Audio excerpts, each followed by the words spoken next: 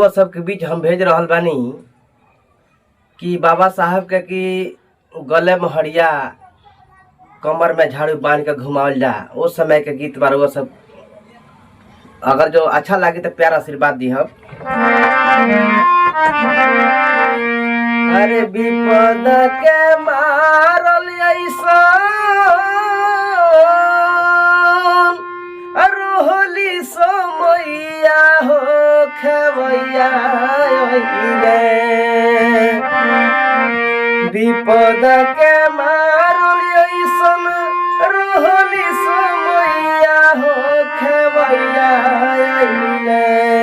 हमारा बहुजन के नैया खेवैया हमारा बहुजन के नैया हो खेवैया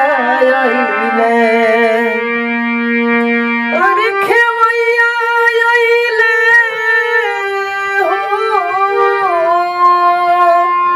खेवैया हो खेवैया हमारा बहुजन के नैया खेवैया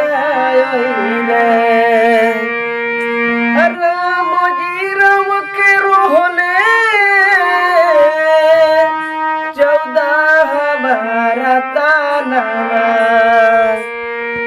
अजकर में बोस भीमा माई के परनवा राम जी राम के रोहले 14 हमारा तानवा जकर में बोस भीमा माई के परनवा अरे माई के परनवा भीमा माई के परनवा माई के परनवा भीमा माई के पर